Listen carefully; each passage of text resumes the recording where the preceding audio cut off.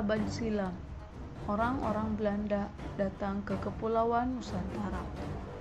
Mereka mendarat di Banten, kemudian bergabung dengan bangsa Portugis, Inggris, dan Spanyol untuk memburu keuntungan yang laku di pasaran Eropa.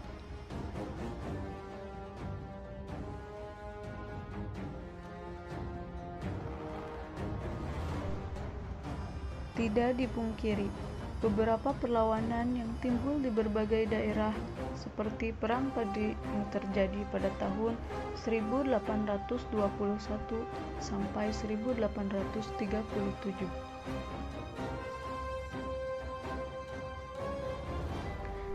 Saat itu, pasukan Padri masih menggunakan senjata yang sangat sederhana seperti parang, bambu runcing, dan tombak.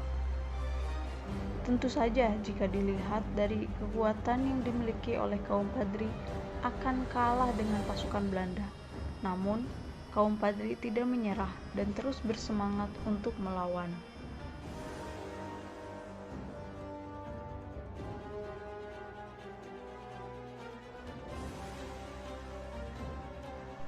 Perlawanan selanjutnya yaitu terjadi di Ponegoro pada tahun 1825 sampai 1830. Perang ini dilatar belakangi oleh kebencian rakyat Jawa terhadap Belanda atas penindasan yang terjadi di tanah Jawa.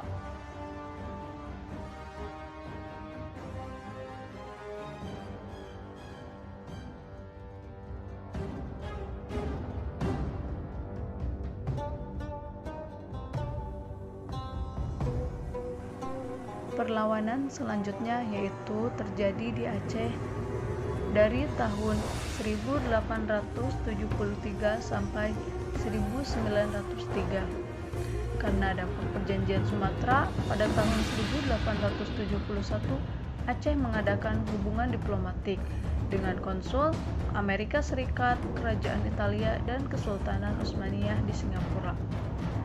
Aceh juga mengirimkan utusan ke Turki Utsmani pada tahun 1871. Karena dampak upaya diplomatik Aceh tersebut, Belanda menjadikannya sebagai alasan sebagai menyerang Aceh. Wakil Presiden Dewan Hindia, Frederick Nicholas, dengan 2 kapal perangnya datang ke Aceh dan bertanya dari Sultan Mahmud Shah tentang apa yang sudah diberitahukan di Singapura itu. Tetapi Sultan Mahmud menolak sebagai memberikan keterangan.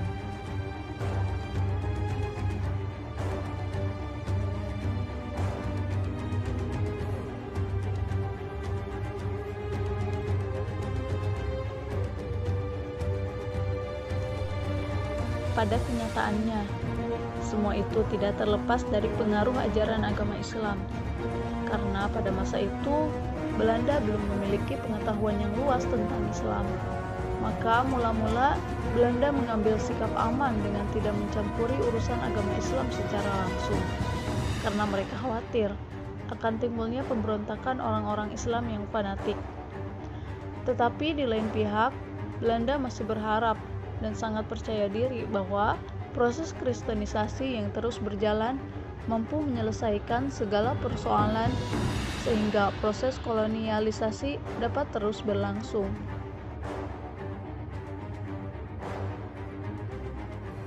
Orang Belanda yang ahli mengenai Islam bernama Snoek Gronye pada tahun 1889. Barulah pemerintahan Hindia Belanda memiliki kebijaksanaan yang jelas mengenai masalah Islam. Melalui Snoek Gronye, pemerintahan Hindia Belanda memperoleh banyak pengetahuan mengenai Islam sehingga mampu melawan ketakutan terhadap potensi kekuatan Islam.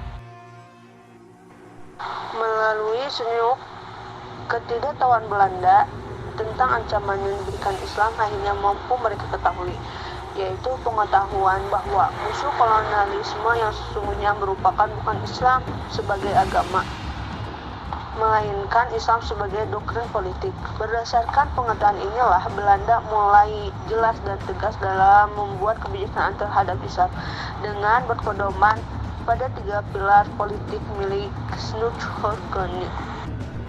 Di antara 3 pilar politik Islam milik Sunok Khorgronje yaitu terhadap dogma agama dan perintah hukum yang murni agama, hendaknya pemerintah bersikap netral. Kemudian, masalah perkawinan dan pembagian warisan dalam Islam menuntut penghormatan. Juga tidak satupun bentuk pan-Islam boleh diterima oleh kekuasaan Eropa. Mengenai pembahasan tentang kebijakan politik Islam pemerintah Belanda yang dititik beratkan pada 3 masalah, yaitu diantaranya kebijakan netral terhadap agama. Pemerintah Hindia dalam menghadapi kenyataan bahwa mayoritas masyarakat Indonesia merupakan Muslim tidak terlepas dari usul-usul Sunok Khorgronje yang dalam hal ini membagi Islam ke dalam 2 golongan, yaitu diantaranya Islam politik dan Islam religius. Di abad ke-19, pada parlemen negara Belanda terjadi persaingan yang sangat sengit antara partai agama dan partai non-agama.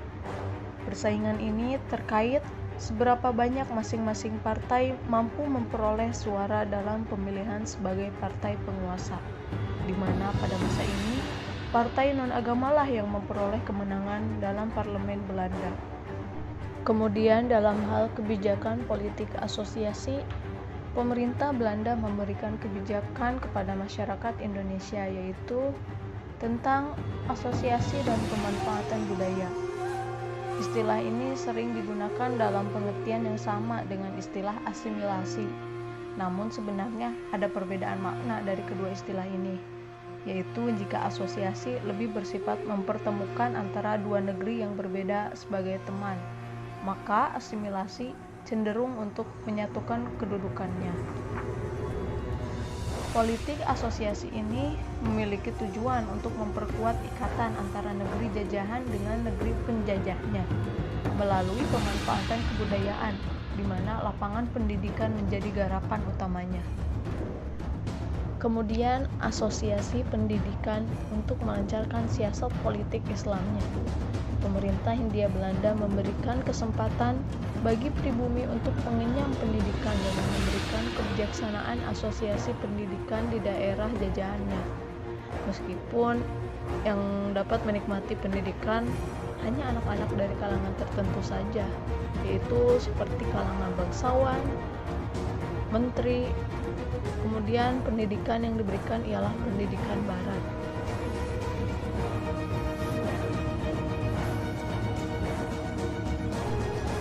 Pemerintah Belanda memiliki sikap yang cenderung tidak konsisten terhadap kebijakan yang dikeluarkannya sendiri.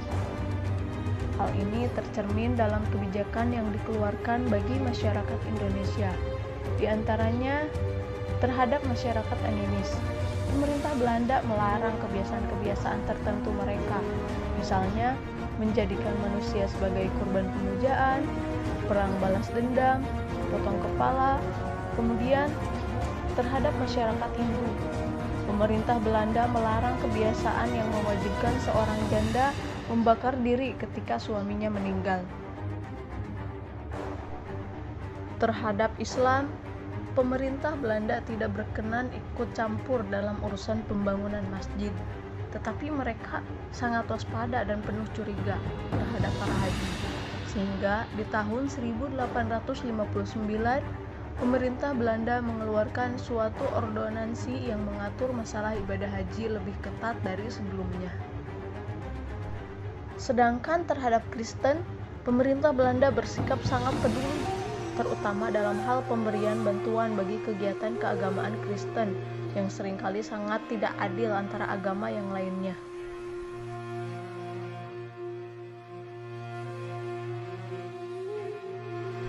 Dalam kebijakan politik pengawasan, pemerintah Belanda tidak boleh mentolerir timbulnya gerakan fanatisme Islam yang dinilainya berpotensi menggoyahkan kekuasaannya, seperti gerakan tarekat pemerintah Hindia Belanda.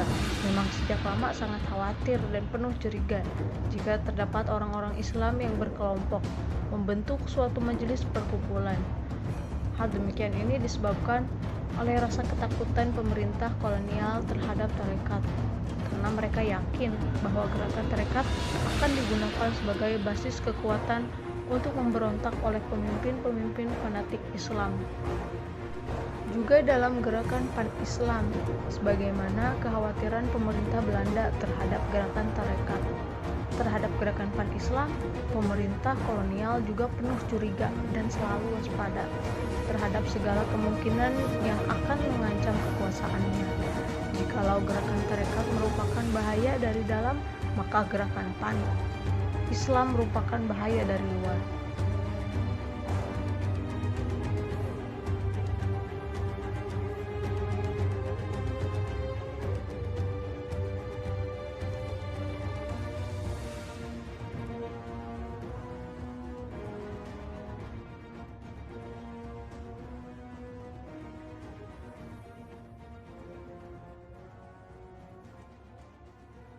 Tanah air ku tidak kulupakan,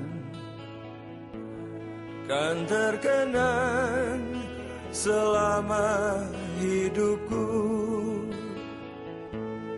Biarpun saya pergi jauh, tidakkan hilang dari kalbu. Tanahku yang ku cintai, engkau ku hargai. Walaupun banyak negeri ku jalani, yang masyhur permai di kata orang, tetapi kampung dan rumahku, di sanalah ku rasa senang. Tanahku tak ku lupakan,